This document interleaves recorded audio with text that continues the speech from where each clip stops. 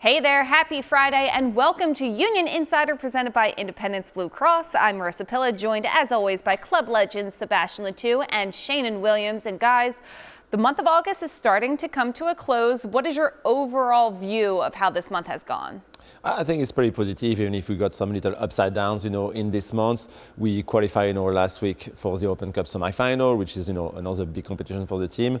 We were, first in a supportership, race in August. Now we are just a little bit behind, but still in it. So I think, overall it's pretty positive, but the team need to keep, pushing, especially like finishing the last few games of the regular season. Yeah, I think Seb nailed it, and I think that this team has done such a good job to put themselves in a really good position here in the month of August. There's been some ups and downs, like Seb had talked about, some results that didn't necessarily go your way, but again, you still find yourself in the Supporters Shield race, in Open Cup, and then hopefully putting yourself in the best position once playoffs roll around. Yeah, they're in a good spot right now, and the Union finished off a double dip against the New York Red Bulls Saturday night. And while the boys in blue got the better of their closest rivals at last week, Matchday 29's result left a lot to be desired, particularly as the race for the Supporters Shield heats up. Here's the highlights from this game last weekend. Guys, wasn't the best showing. It wasn't, not a lot of, let's say, goal opportunity for the Union. I think, a big turn of this game was, the penalty kick missed by Damiani, who could have put the team 1-0. And after, the reaction of the Red Bulls, getting the goal and, getting this win, which is very important for them, for, the qualification in a playoff spot, not, as much as the Union. But we saw a lot of, turnaround in the game. This change of player at the position compared to the Open Cup on Wednesday and the game Saturday, but we were not able to try to get some points out of that game. Yeah, Sheanon, what did you see from this game? You were there. Yeah, I thought they just lacked creativity and a little bit of quality in that final third. The few chances that they did have, I just didn't think that they took them well enough. And then you see what happens on the other end when you let teams hang around with you, and Red Bull got one off the counterattack and a bad giveaway. But again, this is a long season, and this is a lot of games in a short amount of time. So sometimes when you're on the road, you have a tough game. Can they do a good job of regrouping now, coming back home and starting their rollback off again?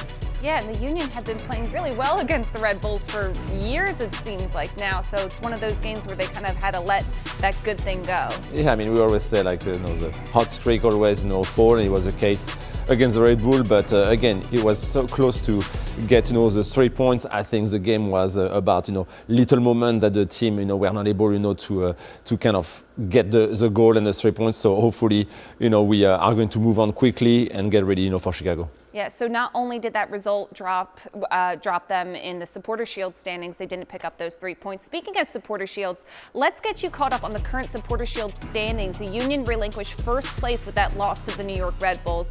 FC Cincinnati now ahead of them, with San Diego taking over the top spot. The Union no longer fully in control in their destiny for the race for the Shield, but with how close things are, every game, every point will matter all the way to decision day.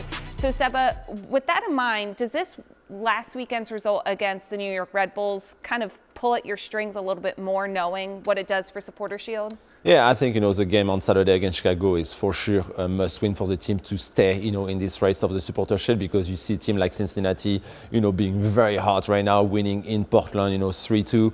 We know that the Union are going to play next week, 2 very important games that we saw in the standing against Cincinnati, and Vancouver is right behind, the Union. So for me, after those 2 games, we probably will have another, look at the standing in the Supporter Shield, but hopefully we can get a positive result against Chicago Saturday, and then have a great, road trip in Cincinnati and Vancouver to be able to try to maybe make up, the point we lost on Cincinnati last weekend, and try, to finish strong the season. And Sheanon, going back to last Saturday's game against the Red Bulls, there were 7 lineup changes for the Union in that one. How much of a role do you think that had in the result that transpired? Yeah, anytime you make 7 changes, it's going to be tough to come out and play your best football. So that absolutely plays into effect. But that's how they're going to have to rotate this lineup moving forward, with them still being an Open Cup and the league games as well. Sometimes that makes for a tough schedule, and you just don't have a choice, especially the way that they want to play and continue to play throughout the rest of the season.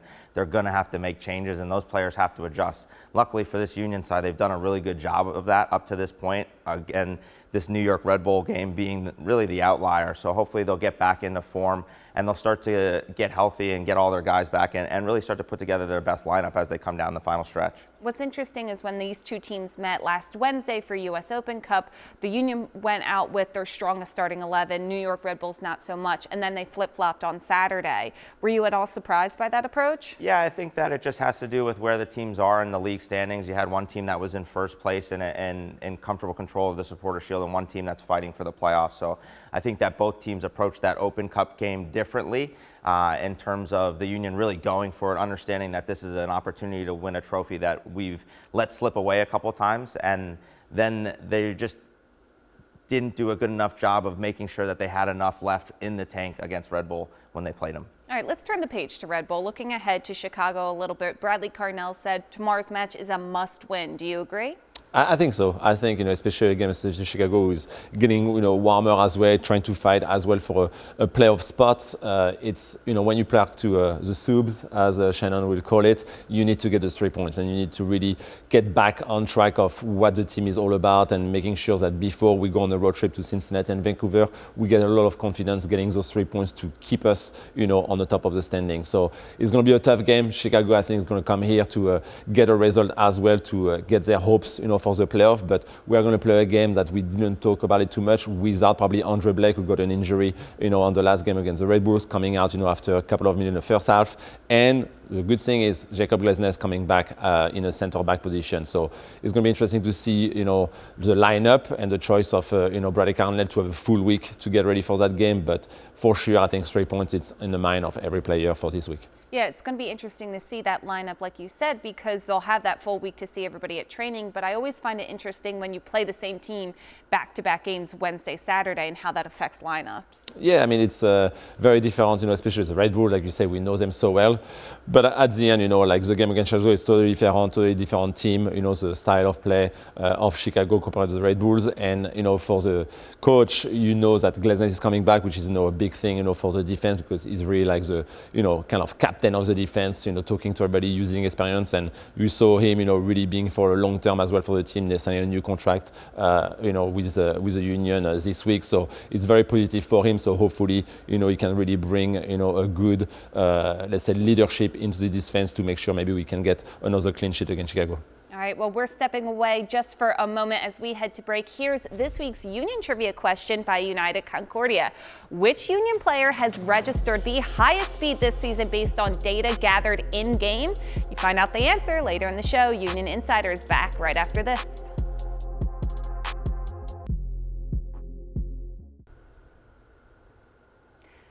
Back here on Union Insider, presented by Independence Blue Cross, goalkeeper Andre Blake was forced into an early exit in last Saturday's match, forcing Andrew Rick to enter the game off the bench. I'm back here in studio with Seba and Sheanon to talk a little bit more about the situation in goal. And guys, we know Andre Blake has dealt with muscle strain issues before. This will be the second season in a row he'll play less than 75% of the league matches. That hasn't happened since 2015. Seba, on the flip side of that coin is Andrew Rick, who's really been solid in his 11 appearances so far. What have you thought of Rick? I mean, Rick has been definitely solid as soon as he got his name called upon to take the place of Andre Blake, which is, not easy shoe to fill, especially on the goal for the Union. But he has been great. He has some clean sheets. He has been, big in some away game, gaining the result, for the team. I remember the one, especially in Atlanta this season. So you can see, even if he's still, a very young goalkeeper, I think his confidence, rises this year, and he can really play for the team and bring confidence to his backline. I think he has been here for a couple of times, and hopefully he can do another great performance against Chicago. As a defender, where do you see his confidence growing this year? Yeah, I think it's just come with the games that he's played. I think he's done a really good job just to stay ready anytime that you're in behind Andre Blake. I think you have to be in that position where you're going to get games. So he's done a good job to take the games that he's gotten and just grow with that confidence. So hopefully that'll continue, especially during this injury spell. We don't know how long Andre Blake will be out, and hopefully Andrew Rick will be up for the task. Switching gears now, the summer transfer window came to a close this week, meaning the squad you see before you is the one that will hopefully carry the Union deep into the playoffs. Spearheading the new recruitment is forward Milan Iloski, a player with a European name acquired from a Scandinavian team who hails from Southern California. Here's the lowdown on the team's new face up front. You got a new tool in the box.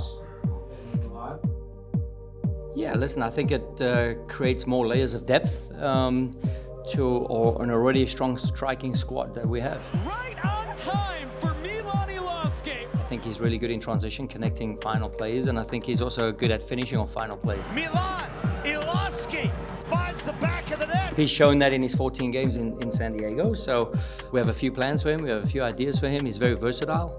For him, it's like, you know, baptism of fire, and that's not just the games, it's been training as well. It's just showing how we go about things with the intensity and the collective identity, how we do our business, and he's excited about being part of this group. Period? Yes. I'm gonna kick through this thing. My name's Milan Iloski. I'm number 32, and I play as a striker. I'm American, of course, so I know about Philadelphia sports.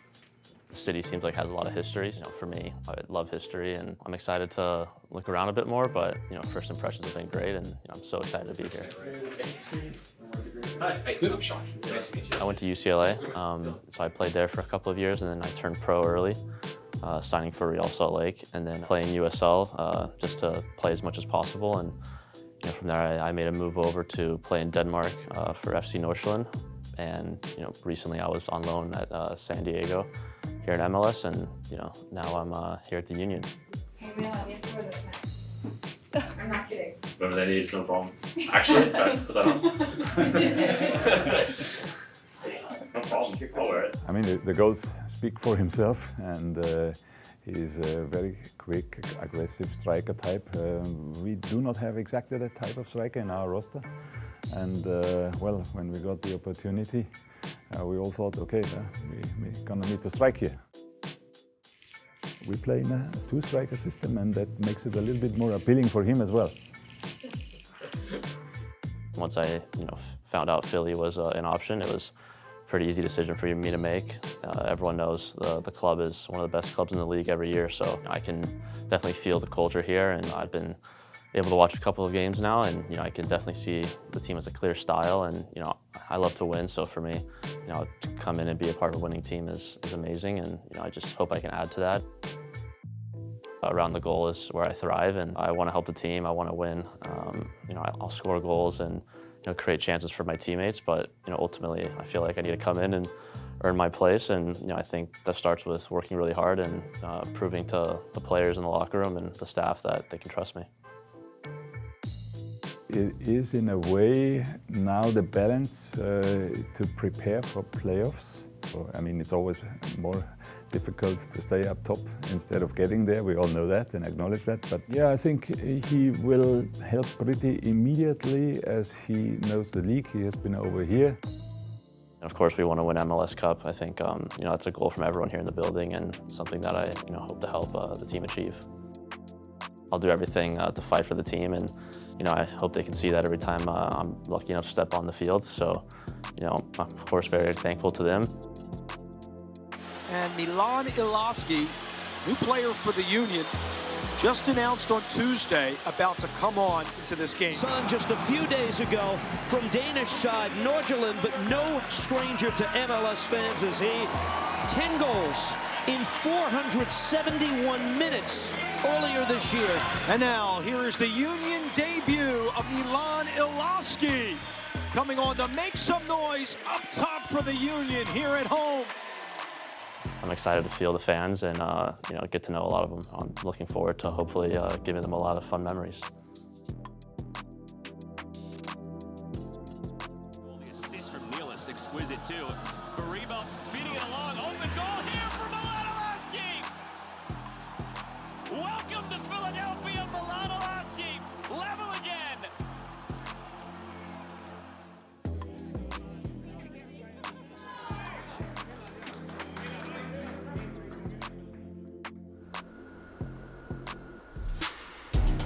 Time for a hydration break here, but when we return, the guys will set the scene for this weekend's match against Chicago. That and more when Union Insider, presented by Independence Blue Cross, continues.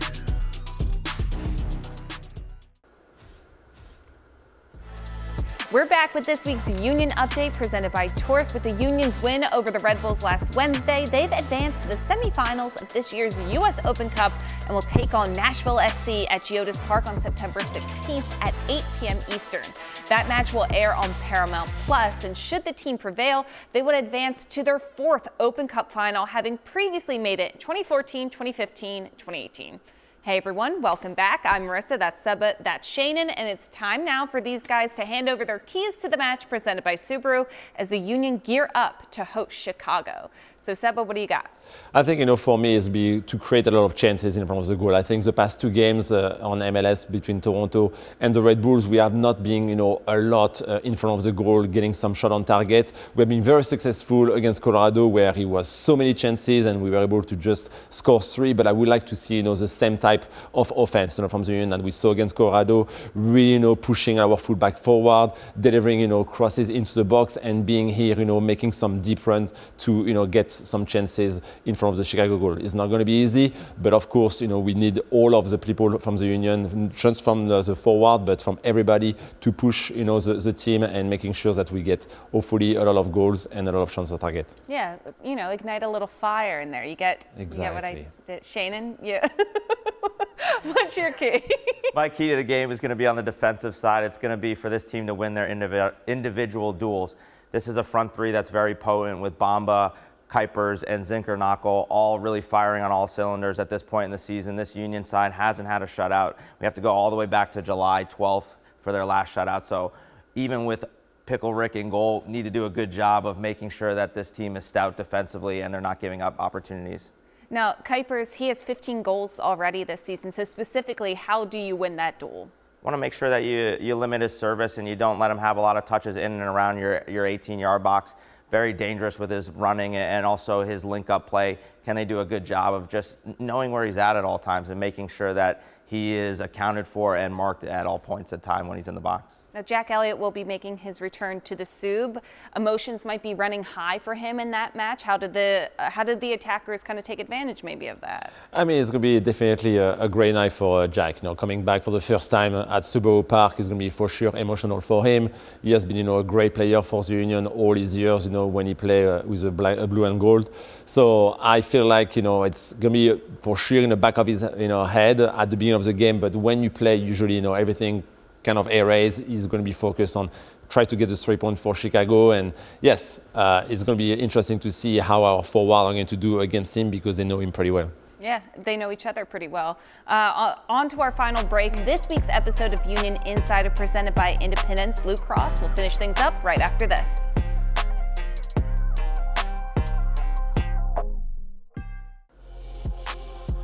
Back with the answer to this week's Union Trivia question presented by United Concordia. Earlier, we asked you which Union player has registered the fastest in-game speed this season. The answer, Owetu Makanya, who clocked in at a blistering 21.8 miles per hour during a game this season.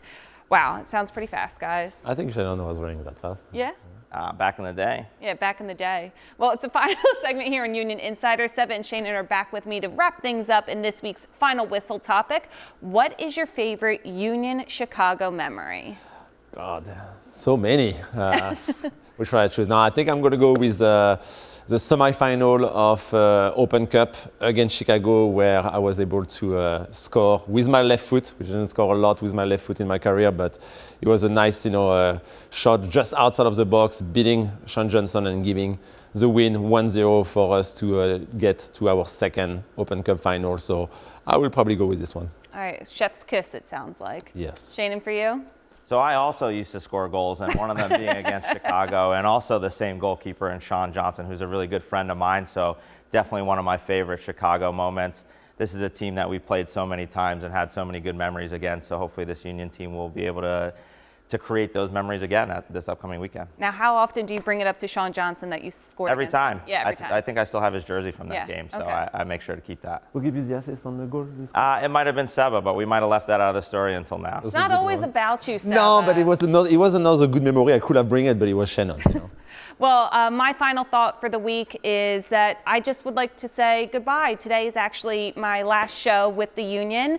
After 9 incredible seasons with this team, I'm stepping away, but I'm leaving with so many wonderful friends, so many wonderful memories, so many opportunities that came from getting this job 9 seasons ago. I was a plucky young broadcaster who's living down in Baltimore, happy to come back to Philly, happy to cover soccer, and the experiences I've had ever since have been nothing but incredible. So thank you to everyone who has helped with this show, to our producer Jordan, to all the guys in the control room here today, to Seba, to Sheanon, to Dave, everybody I've worked with over the years, all of the fans who have watched over the years and have enjoyed what we've been doing. I'm so grateful to have been here, and thank you so much. Thank you, Marisa. I think it's a bittersweet for us, right? You know, we're going to miss you a lot. Well, you could have done better sometimes, but you know, you were great. You were fantastic. Of course, you have criticism. Of course. Thank you guys so much for watching, and they'll see you next week.